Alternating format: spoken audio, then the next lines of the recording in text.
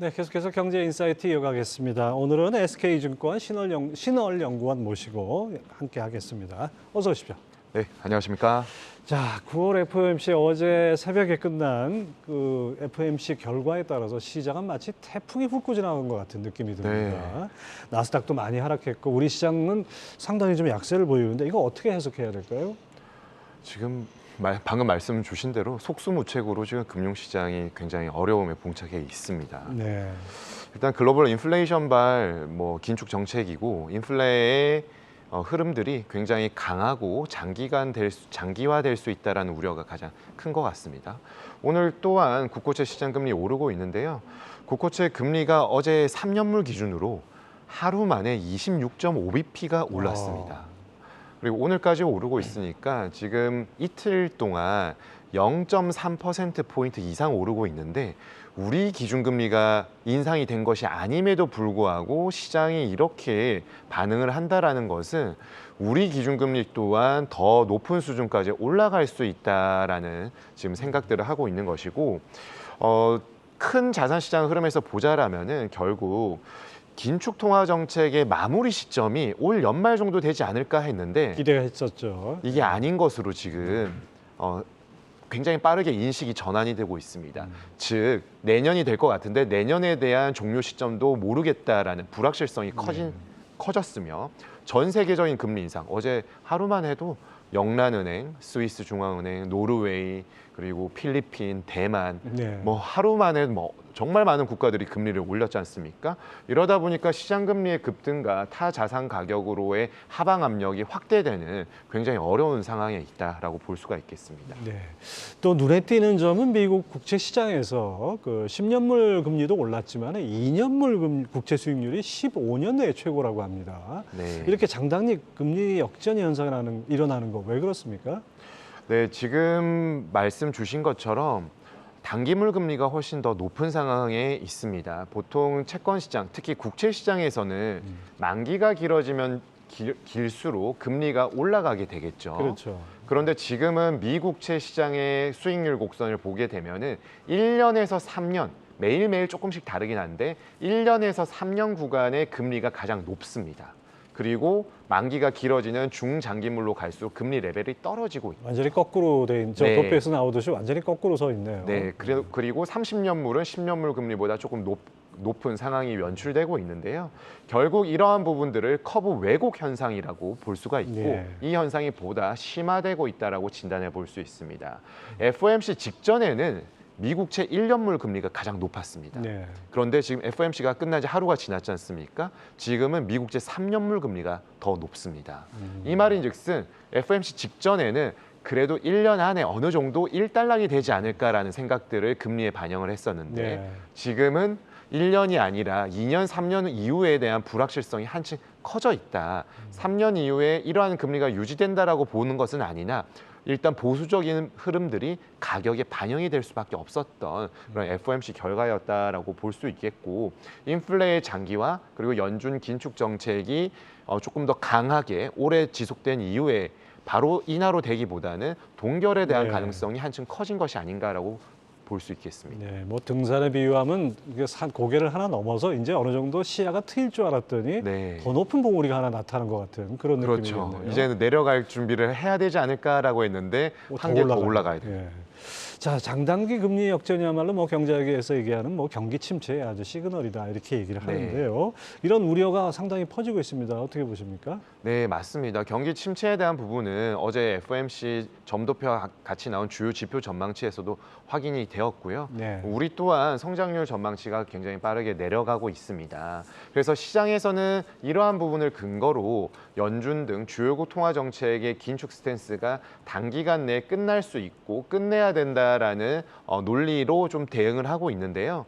문제는 조금 다릅니다. 일단 현재의 상황은 미국채 2년물 대비 10년물 금리 스프레드가 마이너스 41bp 정도 되겠고요. 3월물 대비 10년물 금리 스프레드는 플러스 51bp입니다. 2년 10년 금리 스프레드는 역전이 되어 있는데 3월 10년은 아직 플러스 국면에 있습니다. 관건은 경기와 물가 중에서 연준이 무엇을 무게중심을 두고 대응을 하느냐. 다 아시다시피 지금 물가이지 않습니까? 그렇죠. 예. 그런데 이제 시장 참가자들 중에 채권 시장과 뭐 다른 자산에서 참가자들은 채권 시장 금리 스프레드를 통해서 금리 스프레드가 축소가 됐고 역전이 네. 되었기 때문에 연준의 긴축 정책이 곧 일단락 된다라고 하는데 이는 경기에 대한 신호를 보는 지표들이고요. 연준은 그렇지 않다라는 거죠. 네. 연준은 경기는 훼손이 되더라도 물가가 제일 중요하다라고 얘기를 하고 있기 때문에 물가를 바라보는 연준에게 경기 관련된 지표는 후순위일 수밖에 없다라는 점을 좀 유념할 필요가 있겠습니다. 네, 뭐 경제 성장률 전망치를 0.2, 1.7에서 0.2로 낮춘 네. 상황이니까 당연히 지금 물가 우선이라고 봐야겠죠. 네. 자, 이거 투자자 입장에서 생각해 보면 채권 금리가 이렇게 올라간다는 얘기는 상대적으로 관심을 좀 더 가질 수 있는 대상이 아닐까요? 그리고 네. 이런 채권 금리 상승이 미 국채만이 아니라 뭐 다른 나라도 마찬가지일 것 같은데요. 네. 어떻습니까? 일단 좀 전에 짧게 말씀드렸다시피 어제 하루만 해도 영란은행이 50bp 금리를 네. 올렸고요. 영국 국채 10년물 길테르체라고 하는데 3.49%를 기록했습니다. 우리보다는 좀 덜했지만 전일 대비 18bp 급등을 네. 했고 스위스, 노르웨이, 필리핀 등도 빅스텝의 금리 인상을 단행했습니다. 반면에 일본 중앙은행, BOJ죠. 네. 초저금리 정책 기조를 유지하겠다라고 했고요. 뭐 터키가 이제 이름이 좀 바뀌어서 발음이 조금 어렵습니다만은 튀르키예 중앙은행 또한 물가보다 성장을 중요시하겠다라고 해서 금리를 내렸습니다. 그렇지만 대부분의 추세는 금리를 인상해서 물가를 대응하겠다라는 네. 점이고요. 가장 좀 우리가 눈여겨봐야 될 부분은 독일 국채 10년물 금리가 1.96%를 기록을 했는데요. 네. 11년 11월 이후 가장 높은 수준입니다. 그때 이제 2%대였는데 지금 이제 10년 조금 넘은 상황이 11년이 다 돼가는 국면에서 이제 2%를 목전에 두고 있고 곧 넘을 것으로 네. 판단이 되고 있습니다. 자, 이렇게 되니까 결과적으로 자산 시장의 전반적인 재편이 일어난다 이렇게 봐야 될 것 같은데요. 네. 주식이나 뭐 이런 위험 자산 비중이 줄고 달러나 채권으로 이동하는 자금 이동하는 모습이 뚜렷한데 앞으로 어떤 방향으로 이 시장 자산을 배분해야 된다고 보십니까? 네, 일단 국내 원화 채권 시장의 외국인 자금은 유입은 되고 있습니다만은 상반기까지 대비해서 하반기의 흐름은 상당히 약해져 있는 것이 사실입니다. 그리고 인플레에 대한 부분들을 상반기보다 하반기에 더 이제 비관적으로 접근을 하게 되는 부분들이 확산이 되고 있는데요. 인플레이션 국면 속에서 명목 가격 기준으로 수익률을 확보한다는 그 자체가 굉장히 어렵습니다. 네. 왜냐하면 인플레가 올라가게 되면은 기준금리를 올리게 되고 시장금리도 올라가게 되면은 자산 가격을 평가하는 할인율 자체에서 분모가 커지기 때문에 네. 가격의 하방 압력으로 매우 커질 수밖에 없는 상황이 되겠고요. 그에 반해서 이제 유동성이 말라가기 때문에 현금의 중요성은 한층 확대될 가능성이 높다라고 볼 수 있습니다. 그래서 이제 자산 배분이라고 하면 현금을 제외한 네. 자산에 대한 투자에 대한 전략을 세우는 것인데 지금 모든 분들이 어려워하십니다. 그럼에도 이제 생각을 해야 된다라면은 달러 자산에 좀 그래도 투자할 가능성이 높겠고요.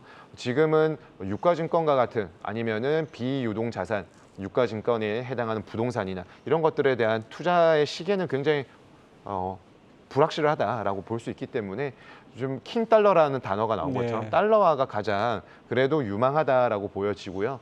그 다음으로는 이제 금리에 연동되는 금리가 높아지면은 그에 맞춰서 가져갈 수 있는 자산들이 조금 있습니다. 네. 매우 제한적이지만 또한 물가에 연동되는 매출이나 이익을 좀 전가시킬 수 있는 능력이 뛰어난 산업 기업에 대한 관심도 한층 높게 좀 가져야 될 것으로 보여집니다.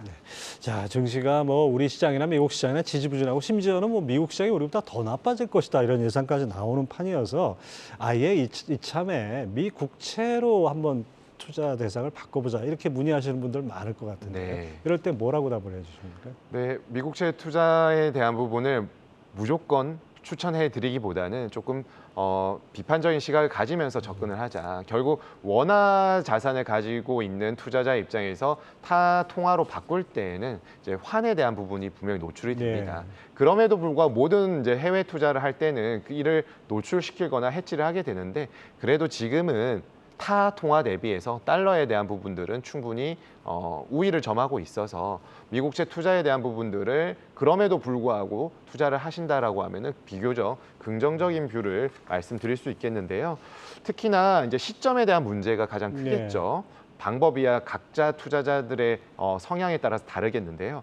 연준의 긴축 정책이 지금 언제 끝날지는 사실 네. 어렵습니다만은 그래도 전반전은 아니고 후반전이라는 인식은 하고 있지 않습니까? 네. 후반전이 좀 곧 끝날지 아니면 엑스트라 타임이 좀 길어질지에 대한 부분으로 볼 수 있는데 긴축 정책 후반부로 갈수록 미국채 투자 수익률은 극적으로 개선될 가능성이 높아집니다. 네. 그렇기 때문에 이러한 시점을 어느 정도 판단을 한다라면은 상당히 비교적 긍정적인 수익을 가져다 줄 수 있는 가능성은 좀 열어두자라고 말씀드릴 수 있겠습니다. 자, 끝으로 한 가지만 더 여쭤볼게요. 뭐 네. 채권뿐이 아니라 부동산도 함께 보시고 있으니까 네. 부동산하고 비교하면 어떻습니까? 네, 부동산은 그나마 수익률의 흐름이 좀 타 자산 대비해서 늦게 반영을 했는데 최근 들어서는 무서운 속도로 거래 침체에 예. 거래가 되는 금액 또한 내려가고요. 또한 상업용 부동산에 있어서도 매물 풍기 현상이 나오다가 굉장히 지금 매물이 많이 나온 상황으로 바뀌고 있습니다. 이 말인즉슨 채권의 주적은 인플레이션이었고요. 채권의 주적을 이제 인플레를 만난 것은 채권 시장 작년 말부터였는데요.